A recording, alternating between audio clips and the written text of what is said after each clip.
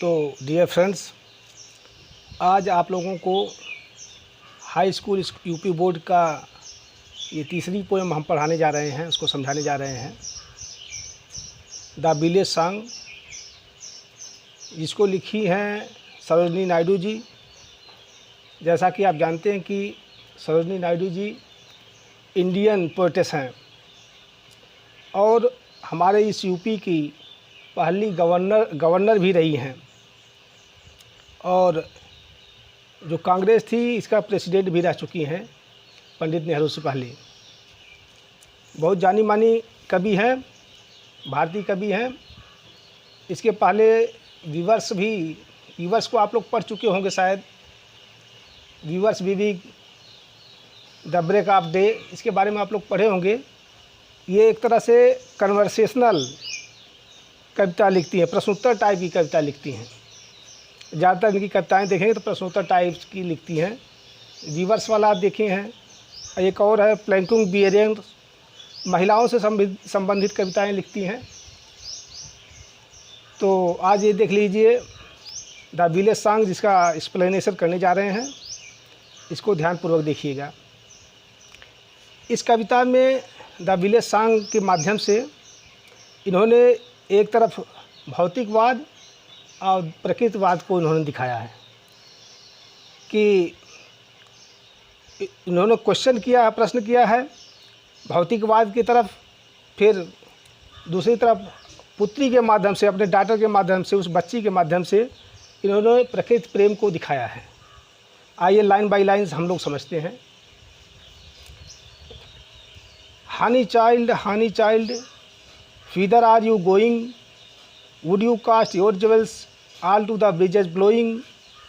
हानी child, मेरी प्यारी बच्ची, whither are you going? तुम कहाँ जा रही हो? हानी child, whither are you going? प्यारी बच्ची, तुम कहाँ जा रही हो? Would you cast your jewels all to the breezes blowing? क्या Would you cast your jewels? क्या आपने ज्वेल्स को, आभूषण को, गहनों को फेंक दोगी? All to the breezes blowing, बहती हवा में फेंक दोगी। Would you cast में फेंक दोगी। Your jewels, अपने आभूषण को, गहनों को, all to the breezes blowing, सभी गहनों को बहती हुई हवा में फेंक दोगी। Would you leave the mother, कि अपनी माँ को छोड़ दोगी। Who on golden grains has fed you, जो तुम्हें सुनहरे दानों को, सुनहरे अन्न को खिलाया है, सुनहरे अन्न पर पाला पोसा है। Would you leave the mother, क्या तुम अपनी मदर को छोड़ दोगी, छोड़ के चली जाओगी।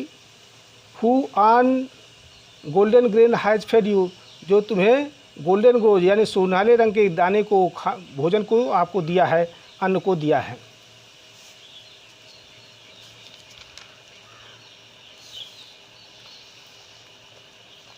Would you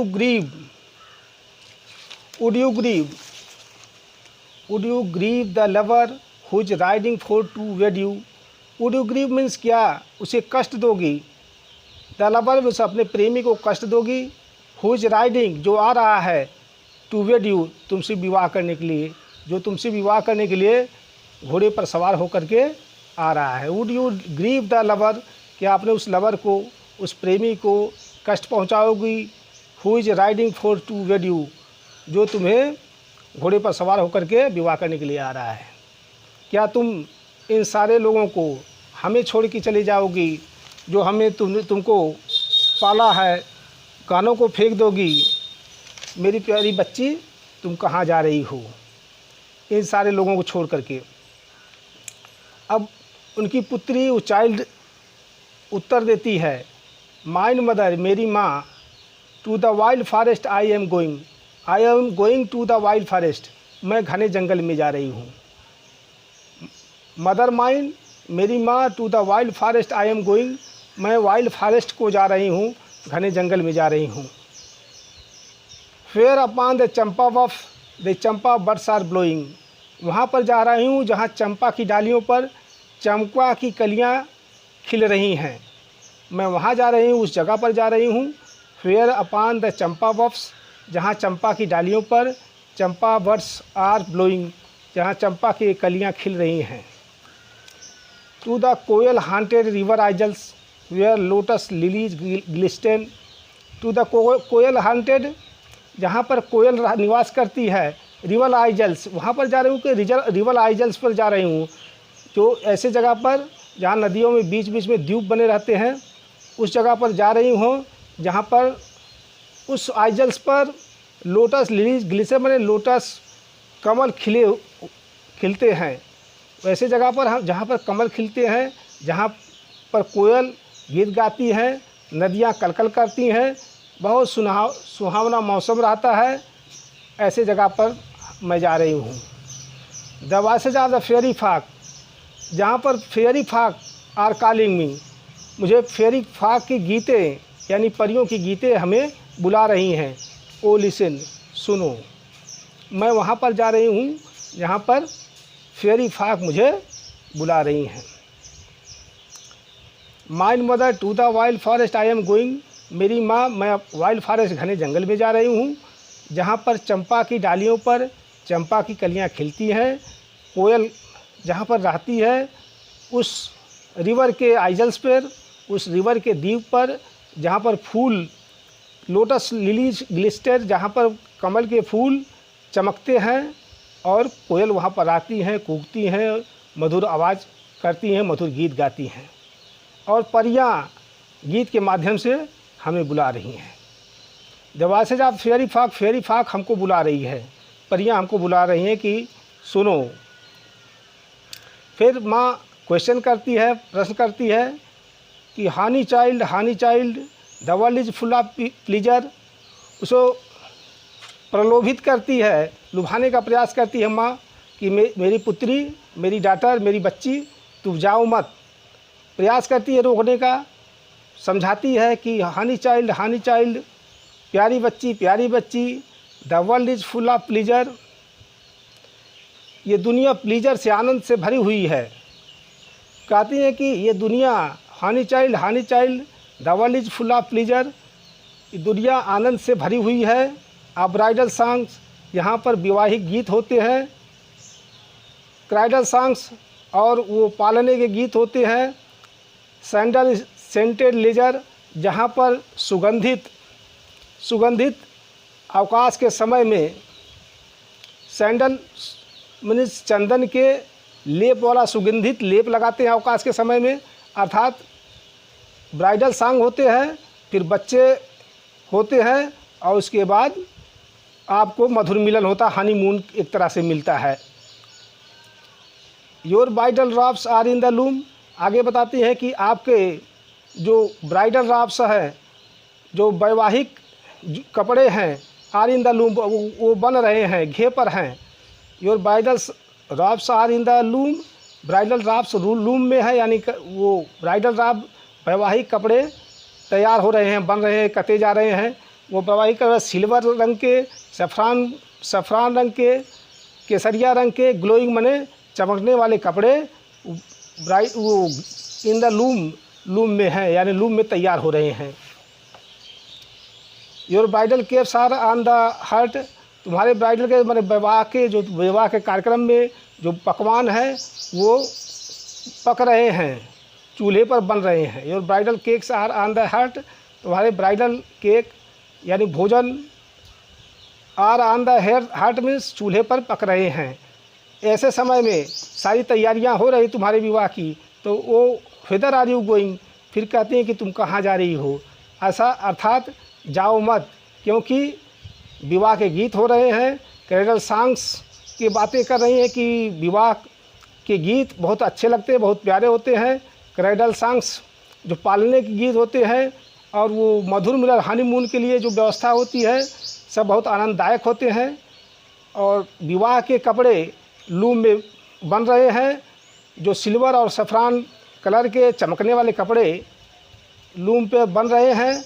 your bridal cakes are on the hearth, जो ब्राइडल केक्स हैं, जो यानी वैवाहिक कार्यक्रम के जो भोजन पकवान हैं, वो हट पर, चूल्हे पर बन रहे हैं।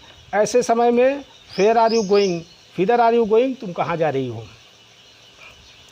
आगे इसका उत्तर देती है the bridal songs and cradle songs have cadence of sorrow. वो बोलती हैं कि ब्राइडल सॉन्ग हो, वैवाहिक गीत हो, विवाह का जो गीत हो, चाहे क्राइडल सॉन्ग्स, चाहे पालने का गीत हो, हैव काइडेंस ऑफ सारो, सब में सारों का, दुख का एक लय होता है, एक ताल होता है। ब्राइडल सॉन्ग हो चाहे क्राइडल सॉन्ग हो, हैव काइडेंस ऑफ सारो, सब में दुख का ताल होता है, दुख का लय होता है, उसमें दुख मिला होता है। आज the laughter of the sun today, laughter of the sun today मैंने आज का दिन जो आनंद है, जो खुशियां हैं, the wind of the death tomorrow, कल वो डेथ में बदल जाती हैं, दुख में बदल जाती हैं। आज जो सुख है, जो आनंद है, कल वो दुख में बदल जाती हैं। For sweeter sound the forest notes, जो फॉरेस्ट के नोट हैं, जो प्रकृति के गीत हैं, फॉर स्वीटर वो उससे अधिक मधुर होते हैं, उस ब्राइडल सॉन्ग से, क्राइडल सॉन्ग से अधिक मधुर होते हैं। Where forest stream are falling, जहाँ फॉरेस्ट की यानी वो उस प्रकृति में जो नदियाँ कलकल करके बहती है, जो झरने गिरते हैं, the forest streams are falling, जो झरने गिरते हैं, उसकी आवाज़, उसकी गीत उस ब्राइडल सॉन्ग और क्राइडल सॉन्ग से अधिक मधुर होती है। फार स्वीटर साउंड, उससे अधिक मधुर प्रतीत होती है, मधुर लगती है। फॉरेस्ट नोट, उस वन के नोट, उस जंगल के नोट, अर्थात उस प्रकृति के नोट, वो प्रकृति के गीत। फिर फॉरेस्ट इस्तेमाल का फॉलिंग, जहाँ पर फॉरेस्ट में उस प्रकृति में जलप्रपात होते हैं, जलप्रपात की जो आवाज़ होती है, जो उसके गीत होते हैं, उससे अधिक मधुर होते हैं। ओ मदर माइन, ये मेरी प्यारी माँ, आई कैन नॉट स्टे, मैं रुक नहीं सकती। ओ मदर माइन, मेरी माँ, आई कैन नॉट स्टे, मैं रुक नहीं सकती। The fairy folk are calling, fairy folk means मुझे परियाँ बुला रही हैं, मुझे परियाँ बुला रही हैं, वो प्रकृति बुला रही है, और प्रकृति बहुत मुझे रमणीय लग रही है।